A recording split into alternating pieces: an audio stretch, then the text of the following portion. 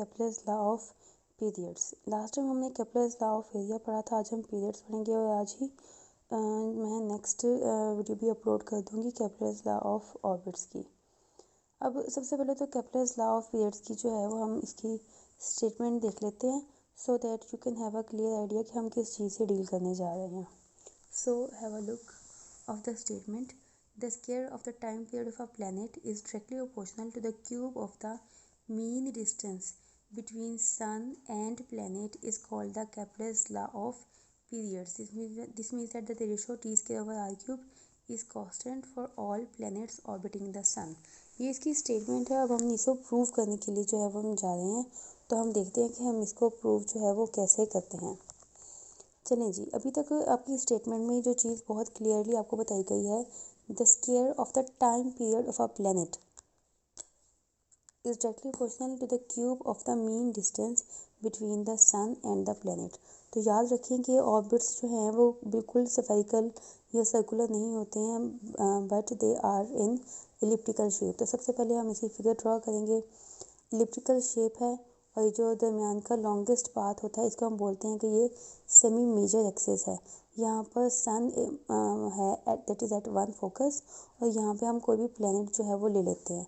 The mass of the planet is mp and the mass of the sun is ms। Here is the line that is joining the sun with the planet. और हमने कहा कि ये जो है ये r है, this is a position vector, और ये जो r है ये आपके पास एंगल थीटा बना रहा है with the semi major axis A.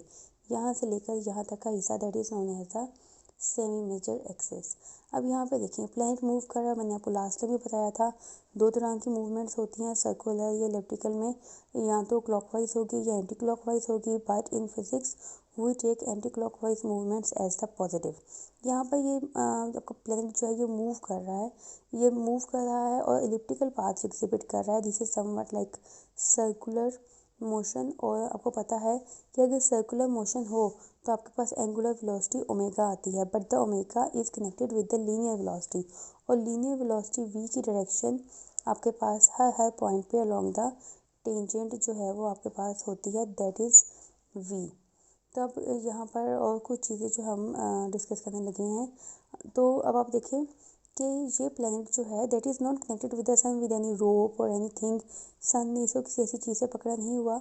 The only force that keeps the planet rotating about the sun that is actually gravitational force. और यहाँ पे ग्रेविटेशनल फोर्स की वैल्यू जो है that is F is equal to G mS over r square. This is the equation for the gravitational force between the sun and the planet, and this gravitational force is actually providing the necessary centripetal force to keep the planet rotating about the sun। मतलब कि कोई रस्सी ना बंधे होने के बावजूद भी ये प्लैनेट जो है सन के गिर्द मूव करता रहेगा due to this force, and because this force keeps the body moving in a circular path.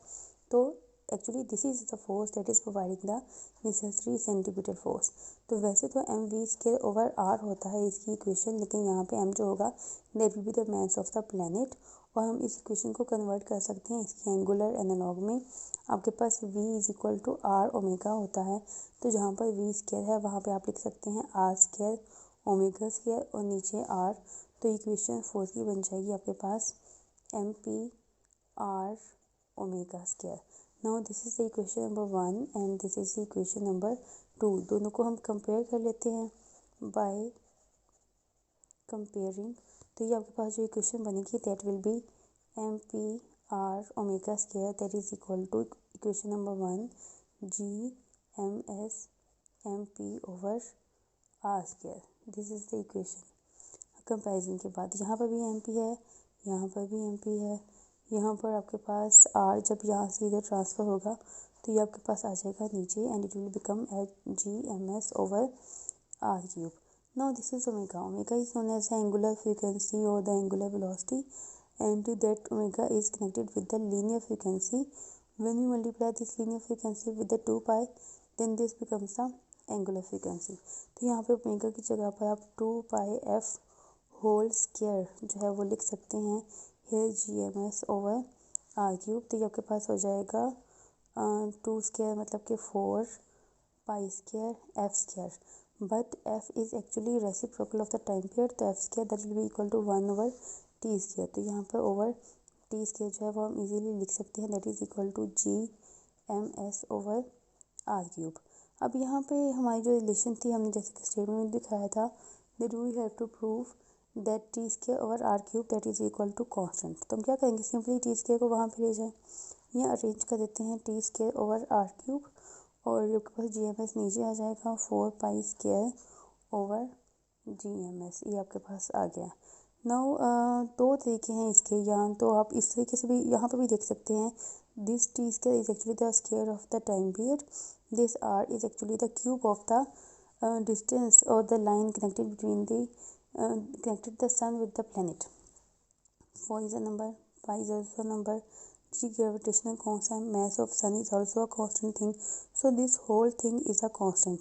तो यहाँ पे आप लिख सकते हैं कि जी t²/r³ that is equal to constant। इसको ऐसे भी लिखा जा सकता है कि t² is equal to constant into r³। constant equality खत्म, तो t² is directly proportional to r³। यही आपके पास केप्लर्स लॉ ऑफ पीरियड्स की एक्चुअल में स्टेटमेंट थी, that the square of the time period is directly proportional to the cube of the mean distance between the sun and the planet. अब इसी चीज़ को जो है वो हम थोड़ा सा और मॉडिफाई करते हैं, हम देखते हैं कि ज़्यादा से ज़्यादा ये प्लैनेट सन से कितनी दूर जा सकता है। ये इतनी दूर जा सकता है कि ज़्यादा से ज़्यादा ये यहाँ पे होगा, दिस इज़ द फारथेस्ट पॉइंट। इसके अलावा किसी भी पोजीशन के ऊपर वो इससे ज़्यादा दूर नहीं हो सकता। इसका मतलब ये हुआ कि ज़्यादा से ज़्यादा आर कितना हो सकता है, आर ज़्यादा से ज़्यादा सेमी मेजर एक्सिस एक इक्वल हो सकता है, इससे ज़्यादा नहीं हो सकता। So for the extreme condition आप अपनी equation that was t²/r³ is equal to 4π²/GMS को कन्वर्ट कर सकते हैं, because we have taken that r की मैक्सिमम वैल्यू ए यानी कि सेमी मेजर एक्सिस के बराबर हो सकती है, तो t²/a³ आ जाएगा आपके पास, and this whole thing is again a constant.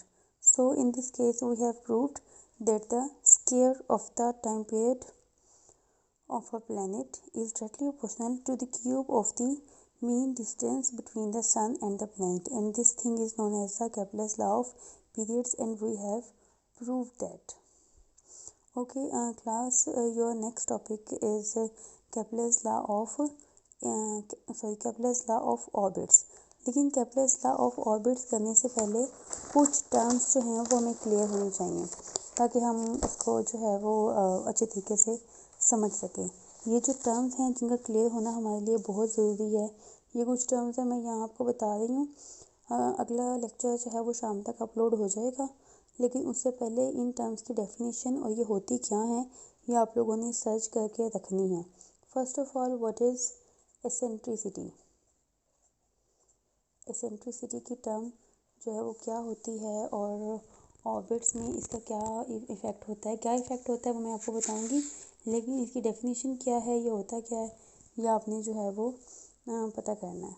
दूसरा आपके पास है टर्म सेमी मेजर एक्सिस। अभी मैंने नाम भी लिया कि सेमी मेजर एक्सिस है, और आई थिंक आइडिया भी हो रहा होगा कि सेमी मेजर एक्सिस क्या होता है, but what is the exact definition of the semi major axis ये आप लोगों ने तब तक सर्च करके रखनी है। एक तो सेमी मेजर एक्सिस होता है, एक आपके पास होता है सेमी माइनर एक्सिस। ये इसकी भी डेफिनेशन आप लोग सर्च करें कि ये क्या है। फिर आपके पास एक टर्म जो है वो हम यूज़ करते हैं लेटस रेक्टम की। लेटस रेक्टम जिसको हम एल से भी डिनोट करते हैं, ये क्या चीज़ होती है ये आप लोगों ने सर्च करनी है। और एक जो है वो टर्म होती है आपके पास एफिलियन, ये क्या है। एक और टर्म है आपके पास पेरिलियन, ये क्या होती है। ये कुछ टर्म्स हैं जो आप लोगों ने अच्छे तरीके से सर्च करनी है, ताकि जब हम नेक्स्ट टॉपिक पढ़ें और मैं सिर्फ इनका नाम लूँ तो आप लोगों को बहुत अच्छे तरीके से आइडिया हो कि बात क्या की जा रही है। ये टर्म्स जो हैं ये मैंने आपको एक छोटी बुक रिकमेंड की थी, उसमें से कॉपी करने के लिए कि फ़ोटो स्टार्ट करवा लें, आप वहाँ से भी देख सकते हैं। इनमें से कुछ डेफिनेशन एग्जैक्टली आपको वहाँ से मिल जाएंगी, और जो कुछ नहीं मिलेंगी जैसे लेटेस्ट स्ट्रक्चर है, जैसे एसेंट्रिसिटी है, या सेमी मिनिमाइजर है, ये सब आप गूगल पर सर्च भी कर सकते हैं। So till next lecture Allah Hafiz, and be prepared for that. Allah Hafiz.